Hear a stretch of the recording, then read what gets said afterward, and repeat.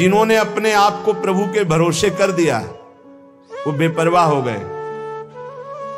कर दो भरोसे में। एक एक क्षण बहुत सुंदर ढंग से व्यतीत होता है जो प्रभु के भरोसे, और ऐसे एक एक क्षण जलते रहोगे, चिंता, शोक, भय, अरे अब क्या होगा, ऐसा क्या होगा, कैसे करूं, नाना प्रकार की चिंताएं। अपने आप को प्रभु के चरणों में समर्पित कर दो, तुम्हें कुछ नहीं करना पड़ेगा, सब वो करवा लेंगे आपसे। जो आपके लिए मंगल है वो सब करवा लेंगे। तुम शांत होकर प्रभु के चरणों का आश्रय ले लो, जो कर्तव्य कर्म है उसे करो। अलम कश्यापि संगत्या तवालम शास्त्र कर्म भी वृंदारण्य तृणम मन्यो धन्यो ना किंचिदाचरेत। तुम किसी और का संग मत करो, क्योंकि अगर और का संग करोगे तो तुम्हारी बुद्धि में व्यभिचार दोष हो जाएगा। भक्ति में भी व्यभिचार दोष होता है। अपने इष्ट से अलग चिंतन होना ये व्यभिचार दोष है। अलम कश्यापि संगत्या, किसी का भी ऐसा संग मत करो जो श्यामा श्याम के सुमिरन में बाधा पहुंचा दे, प्रिया प्रीतम की चिंतन वृत्ति हट जाए और अपनी चिंतन वृत्ति जागृत हो जाए, या किसी व्यक्ति की चिंतन वृत्ति, ये बहुत बड़ी हानि है। और आगे कह तवालम शास्त्र कर्म भी, तुम शास्त्र कर्म की भी अब चिंता मत करो। क्यों? शास्त्र कर्म की क्यों न? क्योंकि कर्म करते करते अनंत जन्म हो गए, फिर भी हमारा उद्धार नहीं हुआ। अब क्या करो? अब भज गोविंदम भज गोविंदम गोविंदम भज मूढ़ मते। एक ही उपाय है भगवान का भजन। अरे भाई, जब तक तुम धन कमाने लायक हो तभी तुम्हें प्यार मिलेगा इस संसार में। बहुत सुंदर उपदेश है।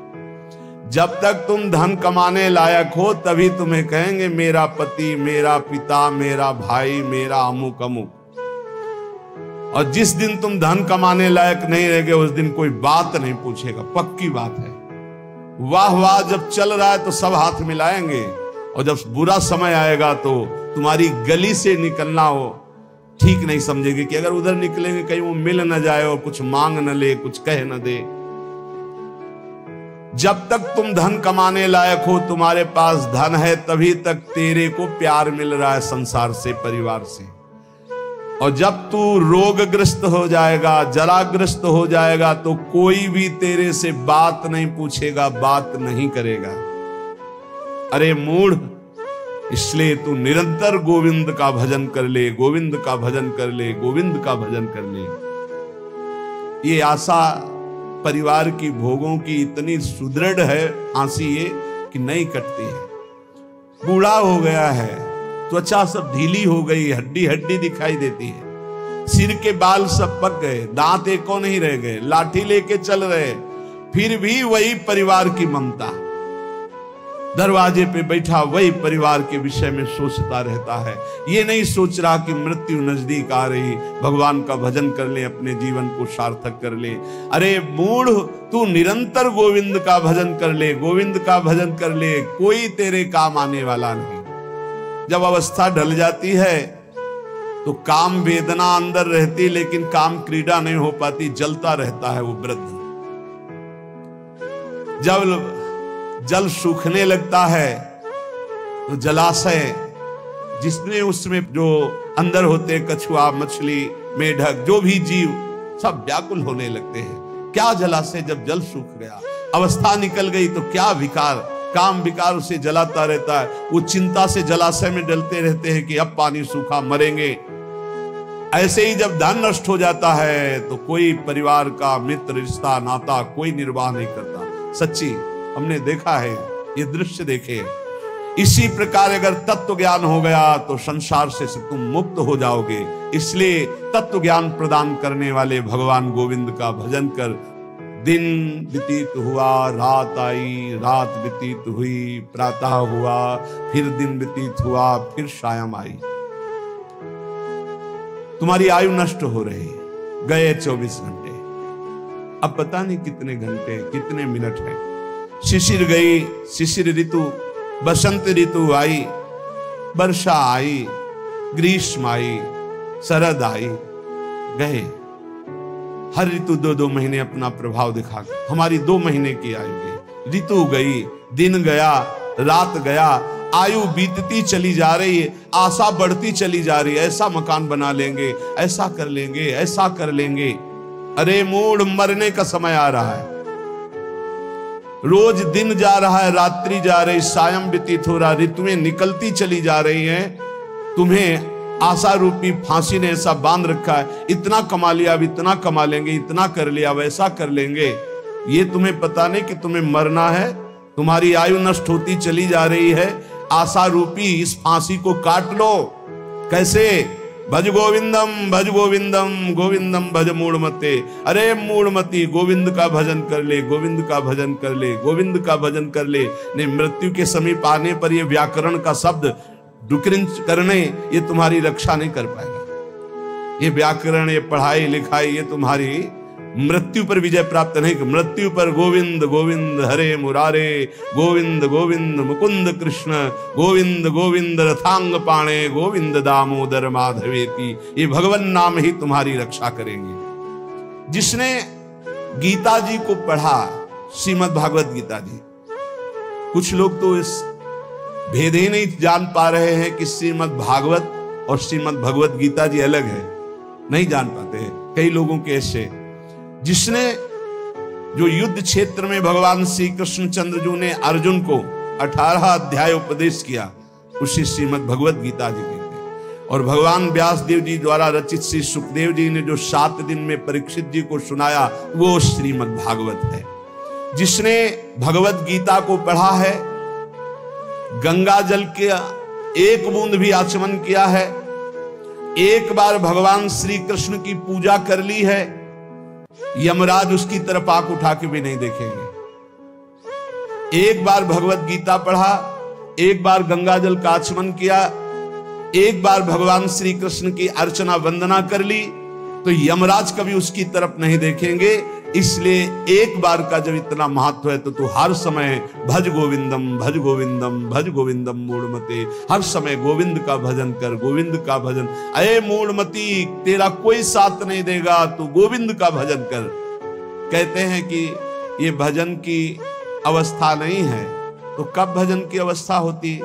बाल्यावस्था खेल कूद में चली गई, जवानी स्त्री में आसक्त भोग में चली गई, वृद्धावस्था रुपया पैसा नाती पनाती इनकी चिंता में चली गई, तो परब्रह्म परमात्मा का भजन करने की कौन सी अवस्था है? अरे जब से होश हो जाए तभी से भजन शुरू कर दो। चेतना जागृत हो, बुद्धि काम करने लगे, राधा राधा राधा, गोविंद गोविंद गोविंद भजन करे। अरे मूढ़, कोई तेरा साथ देने वाला नहीं, इसलिए भज गोविंदम, भज गोविंदम। इस संसार में बार बार जन्म होता है, बार बार मरण होता है, बार बार 9 महीने माता के गर्भ में रहना पड़ता है। अब तो होश संभाल ले, मनुष्य शरीर मिला है, भगवान श्री कृष्ण की शरण में आ जा और इस अपार संसार से पार हो जा, और हर क्षण गोविंद गोविंद गोविंद ऐसा रट, नहीं बार बार जन्म मरण के चक्र से तुझे कोई नहीं बचा सकता है। रात गई, दिन गए, पक्ष गया, कृष्ण पक्ष शुक्ल पक्ष, महीना गया, अयन उत्तरायण दक्षिणायन, वर्ष गए, कितने वर्ष गए, अब भी तुझे होश नहीं। तू यहां लोगों से राग द्वेष में फंसा है। अरे तेरी मृत्यु का समय आ रहा है, परम पद पहुंचने का उपाय कर। किसी से ईर्ष्या मत कर, मत्सरता मत कर, किसी की निंदा मत कर, किसी से द्वेष मत कर। अंतिम समय आने वाला है, इसलिए गोविंद गोविंद गोविंद ऐसा भजन कर ले। अरे मूढ़, तेरा कोई साथ देने वाला नहीं। माताओं बहनों की तरफ काम दृष्टि से देखकर अपनी क्यों दुर्गति करते हो? कुछ नहीं है। जहां तुम्हें आकर्षण लग रहा है, कुछ नहीं है। मोह विकार है तुम्हारा, अज्ञान का विकार है। बार बार मन में विचार करके उनके चरणों में वंदना करो, उनके प्रति काम भाव करके। गलत दृष्टि से मत देखो, मूढ़ तेरी दुर्गति हो जाएगी। इसके लिए तू गोविंद का भजन कर, गोविंद का भजन कर। माताओं बहनों पर काम दृष्टि करके दुर्गति का कारण मत बन। कष्टों, जरा विचार कर, तू कौन है? कभी बैठकर सोचा? इस शरीर में रहते 15 वर्ष हो गए, 30 वर्ष हो गए, 50 वर्ष हो गए, तू शरीर नहीं तो है कौन? कभी सोचा? कष्टम, कौन है तू? और कोहम कुतः आयाता, मैं कौन हूं, कहां से आया हूं। कामे जननी कोमे ताता, असली में मेरा पिता कौन है, माता कौन है। ये तो बनावटी है, कुछ समय के लिए छूट जाएगा शरीर, ये शरीर संबंधी माता पिता है, लेकिन मैं कौन हूं, मैं कहां से आया हूं, मुझे कहां जाना है, मेरा असली कौन संबंधी है। कभी विचार किया? नहीं विचार किया, इसीलिए संसार में फंस गया। अब विचार कर, शुद्ध विचार के लिए गोविंद गोविंद गोविंद ऐसा नाम जप कर, तो तुझे समझ में आने लगेगा ये संसार असार है। उमा कहूं मैं अनुभव अपना, शत हरि भजन जगत सब सपना। चाहे एक श्लोक ही गीता जी का पढ़े, रोज गीता जी का एक श्लोक पढ़कर अर्थ सहित चिंतन करे। विष्णु शास्त्र नाम, गोपाल शास्त्र नाम, इनका नित्य पाठ करें।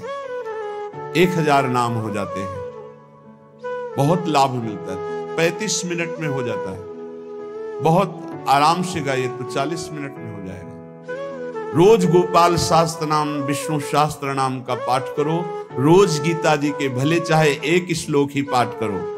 और कह रहे कि भगवान श्री हरि का नाम कीर्तन, उनका पूजन, उनका ध्यान करो और सदैव संत जनों का संग करो। नेयम सज्जन संगे चित्तम, चित्त संत जनों की वाणी में दे, असंतों की वाणी में ना दे। पर हमें लगता है संत जनों की वाणी में चित्त बहुत कोई भाग्यशाली देता है, नहीं तो प्रपंच की वाणी सुनने के लिए कान बहुत लालायित रहते हैं। देयम दीन जनाय च वित्तम, यदि भगवान ने तुम्हें धन दिया है तो तुम उस धन का सदुपयोग करो। ऐसी जगह सेवा में लगाओ जो भगवान के अनुराग में चल रहे हैं, भगवान के भजन में लगे हुए हैं। गौ सेवा है, या ऐसे जो गरीब हैं, औषधि के लिए परेशान हैं, उनको औषधि का व्यवस्था कर दे। ऐसा धन का शोधन धन्य प्रथम गति जा। नेयम सज्जन संगे चित्तम, देयम दीन जनाय च वित्तम। धन की सार्थकता है दीन जनों की सेवा में, और खूब नाम जप करे। ये शरीर तुम्हें बहुत प्यारा लग रहा है ना, इस शरीर को बहुत लोग तुम्हारे प्यार कर रहे हैं ना, ये सब माया का नाटक है। जिस दिन तुम्हारे प्राण इस शरीर से निकल गए ना, तो जो बहुत प्यार करते थे वो नजदीक नहीं बैठना चाहेंगे।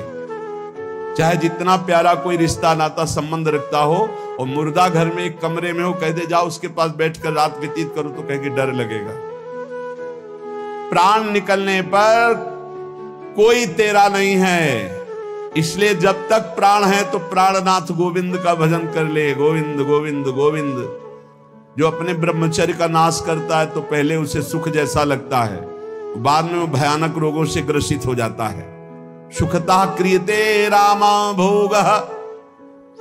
बहुत सावधान, जितना आप अपने ब्रह्मचर्य को सुरक्षित रखेंगे उतने ही आप आत्म बलवान होंगे, उतने आप पवित्र बुद्धि वाले होंगे, उतने ही शरीर आपका स्वस्थ होगा। आपकी इंद्रियां तेजस्वी बलवान हो जाएंगी, भोगों की तरफ जाने के लिए नहीं, भगवान की तरफ जाने के लिए। और जो काम भोग को बड़ा सुख मान करके रमण करता है, पीछे शरीर जर्जर हो जाता है, बड़े भयानक रोगों से ग्रसित हो जाता है। भाई संसार में सब छूटना है, मरना है, तो सच्चिदानंद को प्राप्त कर लो। लेकिन इसी का उल्टा दुष्ट लोग सोचते हैं, जब मरना ही है तो खूब मनमानी करके मरेंगे। और विवेकी जन, संत जन, जो साधु स्वभाव के, कि जब मरना ही है तो पापाचरण क्यों करना है, मुझे अच्छे आचरण करके उत्तम गति को प्राप्त करना है। इसलिए कोई भी पापाचरण मत करो। पापाचरण जन्म जन्मांतर में तुम्हें दुख ही प्रदान करेगा।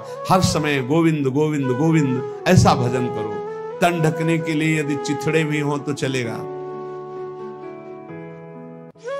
तन ढकने के लिए, शरीर पोषण के लिए ज्यादा चिंता मत करो, ये तन भी जलेगा, सड़ेगा, नष्ट होगा। इसलिए पापाचरण करके बहुत अच्छे कपड़े पहनने को मिले तो हमारे लिए नरकगामी स्थिति ही है। वर्तमान में भी पापाचरण के द्वारा शरीर को मत सजाओ, मोटी सोने की जंजीर, बढ़िया कपड़ा, कुछ नहीं। ये अग्नि में भस्म होने वाला शरीर है, ये नष्ट होने वाला शरीर। पापाचरण करके इसे सजा रहे हो और पाप करके दुर्गति भोगोगे। एक मार्ग है ऐसा जो तुम्हें इस जन्म में पुण्य और पाप दोनों से बचाकर भगवत प्राप्ति करा दे। वो भगवान का मार्ग है। न मैं हूं, न तू है, न ये संसार है, एकमात्र भगवान है। इसलिए भगवान की शरण में हो जा और गोविंद गोविंद गोविंद ऐसा भजन कर। चाहे गंगा सागर चले जाओ, चाहे बड़े बड़े उपवास कर लो, चाहे बड़े बड़े दान कर लो, जब तक भजन नहीं करोगे तब तक ज्ञान नहीं होगा। क्या ज्ञान? ये संसार में एकमात्र वासुदेव है। बहु नाम जन्मनावन्ते ज्ञानवान माम प्रपद्यते वासुदेवा सर्वमित सा महात्मा सुदुर्लभा। एकमात्र भगवान सर्वत्र है। ये अनुभूति जब तक नहीं होगी तब तक संसार चक्र में तुम्हें बार बार आना पड़ेगा।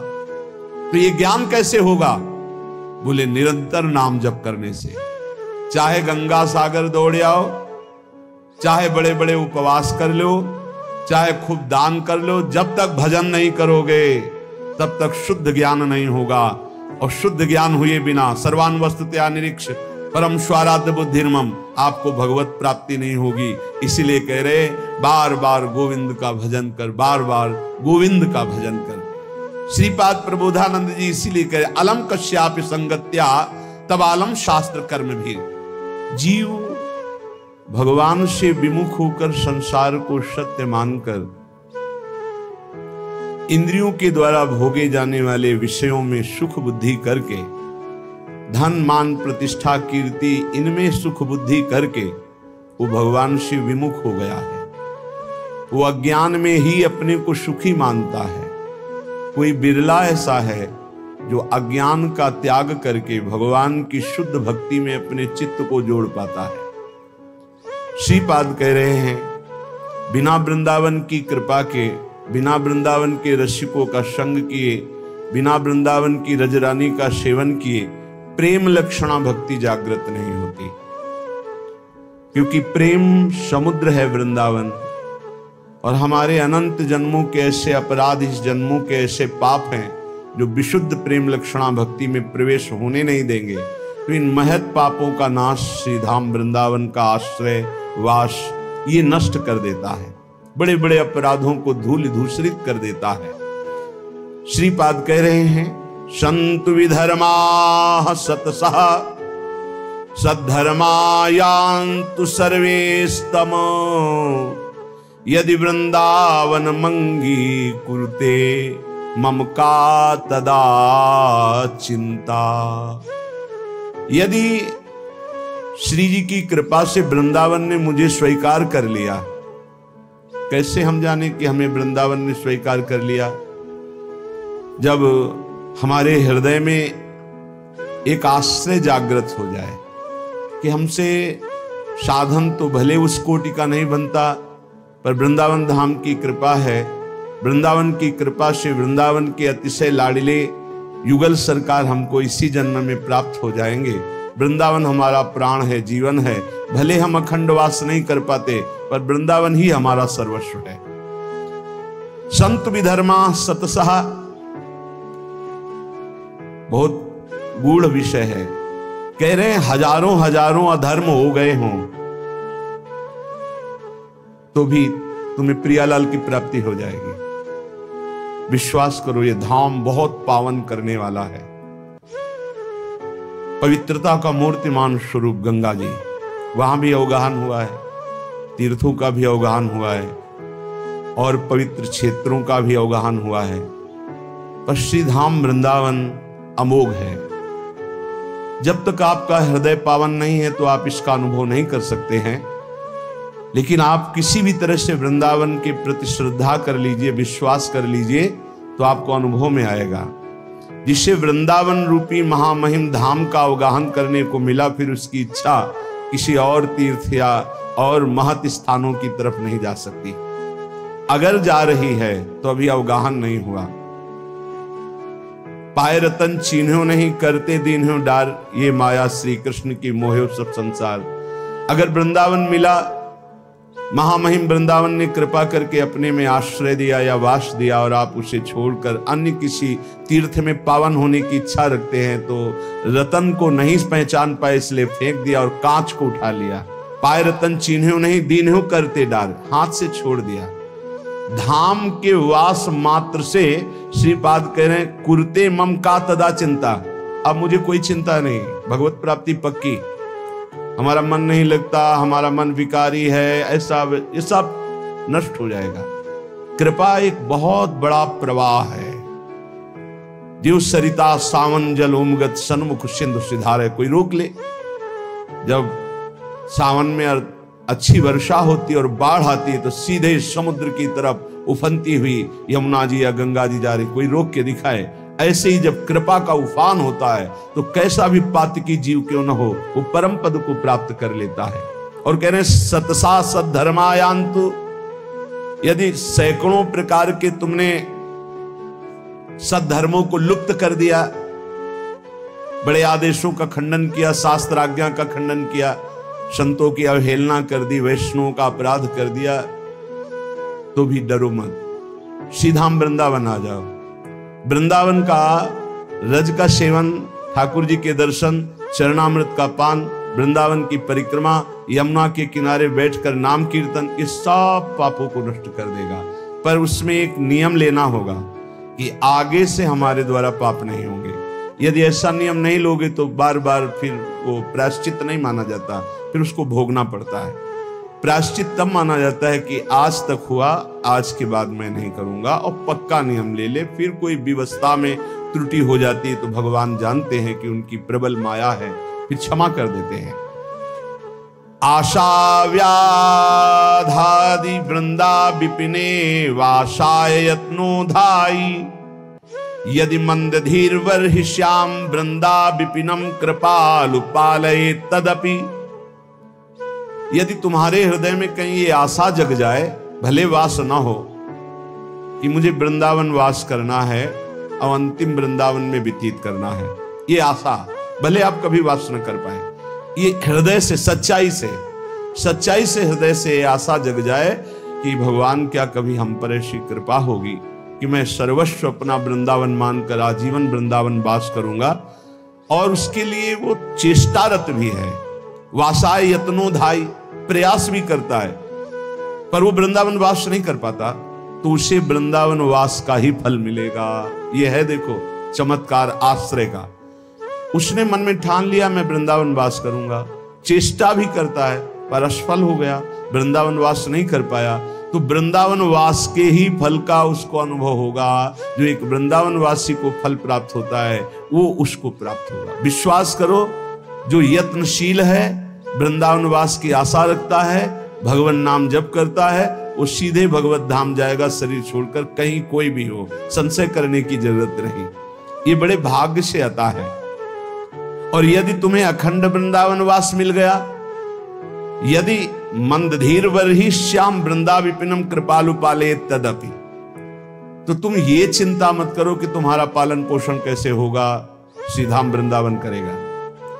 तुम्हें अपने पालन पोषण के लिए बाहर जाने की जरूरत नहीं, सीधा वृंदावन अपने आप पालन पोषण करेगा। विश्वास करो। इस श्लोक में दो बातें इसमें बताई गई।